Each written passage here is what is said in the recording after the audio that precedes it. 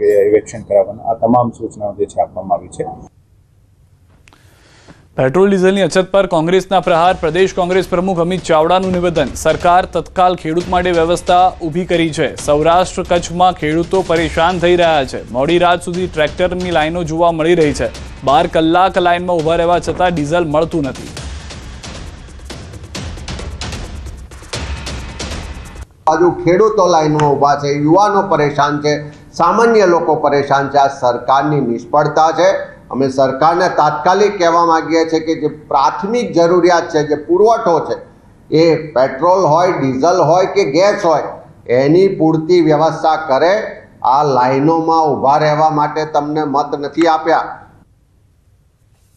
Petrol diesel मुद्दे सरकारनी स्पष्टता। કેટલાક પેટ્રોલ પંપ પર ડીઝલની ખરીદી વધી, સતત નજર રાખવામાં આવી રહી છે। કૃષિ સિઝનના કારણે ડીઝલની માંગ વધી છે। ડીઝલની બલ્ક સપ્લાય રિટેલમાં શિફ્ટ થતા માંગ વધી છે। ખાનગી કંપનીમાં ભાવ વધતા સરકારી પંપ પર માંગ વધી છે।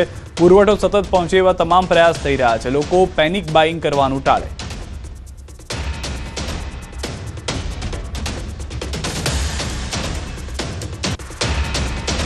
भारत से ये बात कहना चाहूँगी कि हमारे पास सफिशिएंट सप्लाईज हैं, क्रूड हो, नेचुरल गैस हो, पेट्रोल हो या डीजल हो। कुछ पेट्रोल पंप पर और कुछ एरियाज में ये देखा जा रहा है कि जो बाइंग है वो इंक्रीज हुई है और काफ़ी ज़्यादा ग्रोथ भी देखी जा रही है। मंत्रालय में भी इसे एनालाइज किया है और ये पाया है कि कुछ इंक्रीज तो एग्रीकल्चर सीजन के चलते हैं। इसके अलावा कुछ इंक्रीज इसलिए भी है क्योंकि बल्क जो हमारा डीजल था, जो बल्क सप्लाईज थी वो रिटेल पर शिफ्ट हो रही हैं।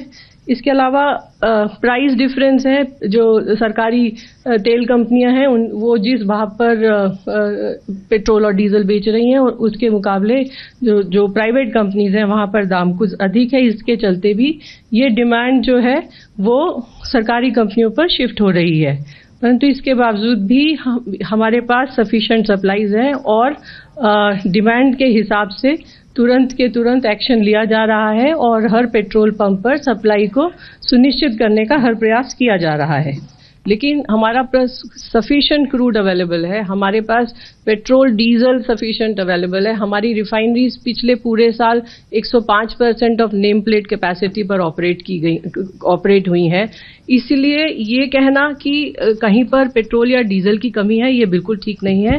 और हमको ये भी समझना होगा कि किसी भी पेट्रोल पंप पर 2, 2.5 या 3 दिन का ही स्टॉक होता है। अगर वहाँ पर 20%, 30% अगर इस तरह का ग्रोथ देखा जाएगा तो there are last mile logistic arrangements also.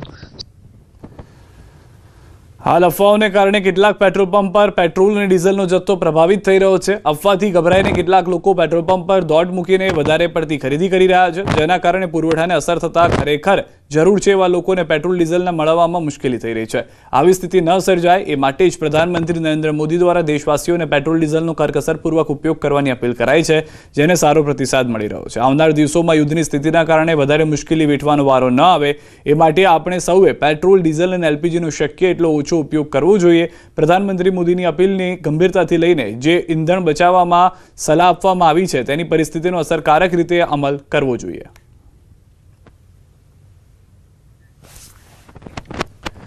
सूरतनी समाचार वालीओ माटे चौंकावनारो किस्सो सामे आव्यो छे। तमारा बाळको फ्री फायर गेम रमता होय तो चेती जजो। फ्री फायर गेम रमता 3 बाळकोए पिताना ठपका बाद घर छोड़ी दीधुं छे।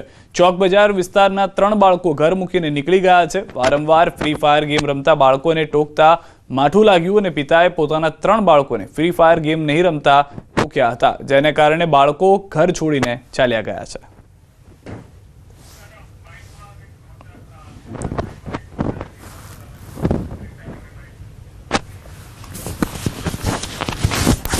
हमने यहाँ से जब सुना 5:30 बजे तो मैं यहाँ से 6 बजे निकला। यहाँ से गया सूरत स्टेशन से गया बड़ोदरा से छायापुरी गया। पूरा ढूंढ के आया। सब आदमी लोग बोले कि कंप्लेन करो, तो मैं यहाँ से 2:30 बजे यहाँ से गया वहाँ थाने पर। वहाँ कंप्लेन किया, सब लिखाया सर, बाकी और कोई बात। हाल में तपास चालू है। रेलवे स्टेशन सुधीनी आपणी माहिती है। आगळ क्या उतर्या है, क्या गया है, एनी तपास चालू है। हवे आगळनी तपासमां शुं प्रोसिजर कई रीते क्या मळे छे एना पर आधार राखशे। अलग अलग टीमों बनावीने तपास चालू करी है। તો આ તરફ દ્વારકા જિલ્લામાં રખડતા શ્વાનનો આતંક. વાણવડના જંબુસર ગામે શ્રમિક પરિવારના 3 માસૂમ બાળકો પર હુમલો. વાડી વિસ્તારમાં ખેત મજૂરી કરતા પરિવારના એક બાળક અને 2 બાળકીઓને શ્વાને બચકા ભરતા ઇજાગ્રસ્ત થયા હતા. 2 વર્ષીય ગણેશ, 5 વર્ષીય આરતી અને 7 વર્ષીય રાધાને હાથ, પગ અને માથાના ભાગે ગંભીર ઇજાઓ થઈ છે. સ્થાનિકોમાં ભયનો માહોલ જોવા મળી રહ્યો છે. લોકોમાં રખડતા શ્વાનોની સમસ્યા સામે ભારે રોષ પણ છે. 3 માસૂમ બાળકોને 108 એમ્બ્યુલન્સ મારફતે જામખંભાળિયામાં સિવિલ હોસ્પિટલમાં ખસેડવામાં આવ્યા છે. હોસ્પિટલમાં તબીબો દ્વારા જરૂરી સારવાર આપવામાં આવી રહી છે.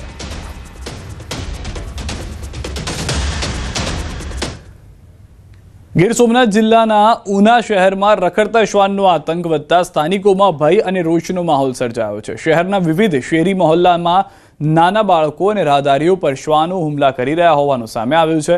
છેલ્લા 1 થી 2 મહિનામાં આશરે 5 જેટલા લોકોને શ્વાને કરડ્યાની ઘટનાઓ નોંધાઈ છે. તાજેતરમાં જસરાજનગર વિસ્તારમાં રમતા બાળક પર 3 શ્વાન તૂટી પડતા બાળકને ઈજાઓ પહોંચી હતી. સ્થાનિકોની રજૂઆતો છતાં પાલિકા તંત્ર બેદરકાર હોવાના આક્ષેપો થઈ રહ્યા છે. જોકે પાલિકાએ શ્વાનોને પકડવા ખાસ સ્ટાફ તૈનાત કરી અને કાર્યવાહી તેજ કરવાની ખાતરી આપી છે. હમણાં છેલ્લા 1 મહિનાથી અમારી સોસાયટીમાં કૂતરાઓનો ત્રાસ વધારે છે અને છેલ્લા 3-4 બાળકોને કૂતરા કવડ્યા છે. એમાં કાલે સાંજે 7 વાગ્યા 7:15ની આસપાસ મારા છોકરા ઉપર 3 કૂતરાઓએ એકસાથે એટેક કરી અને હુમલો કર્યો હતો.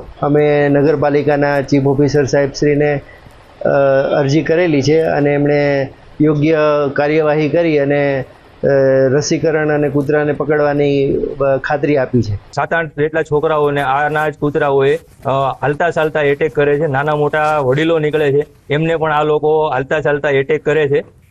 તંત્ર પાસે એક જ માગ છે કે આમનો ઝડપથી કોઈ નિકાલ લાવે, જેથી કરીને અમદાવાદના અંદર થોડા ટાઈમ પહેલા જે ઘટના ઘટી જેમાં 40-42 વર્ષના વ્યક્તિનું મૃત્યુ થયું હતું એવી ઘટના અહીંયા ન ઘટે. જસરાજનગરમાંથી પ્રશ્ન આવેલો છે અને એના માટે સ્ટાફને ડિપ્લોય કરી દીધો છે આજે અને બનશે એટલા શક્ય પ્રયત્નો કરી અને એની આતંક માટે અને જરૂરી અવેરનેસ માટે પણ અગાઉ નગરપાલિકાએ પ્રોગ્રામ કરેલા છે અને ફરીથી જરૂર પડશે તો એ અવેરનેસના પ્રોગ્રામ કરીશું. નિકોલમાં કરોડોના દાગીનાની ચોરીનો મામલો. આરોપી મયુર માળીને ગ્રામ્ય કોર્ટમાં રજૂ કરાયો. આરોપીના 5 દિવસના રિમાન્ડની માંગણી કરવામાં આવી. કોર્ટે મયુર માળીના 5 દિવસના રિમાન્ડ કર્યા મંજૂર. 800 ગ્રામ સોનાની તપાસ માટે ઉદયપુર જશે.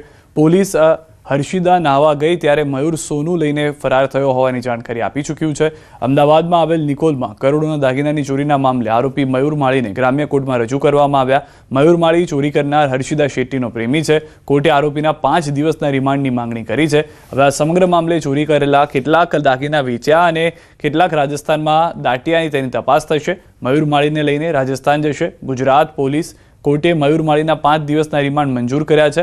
800 ગ્રામ સોનાની તપાસ માટે ઉદયપુર જશે પોલીસ. આરોપી મયુર અગાઉ પણ 56 લાખની છેતરપિંડીમાં સામેલ હોવાનું જાણવા મળ્યું છે. આરોપી હર્ષિદા દિલ્હી નાહવા ગઈ ત્યારે આરોપી મયુર સોનું લઈને થઈ ગયો હતો રવાના.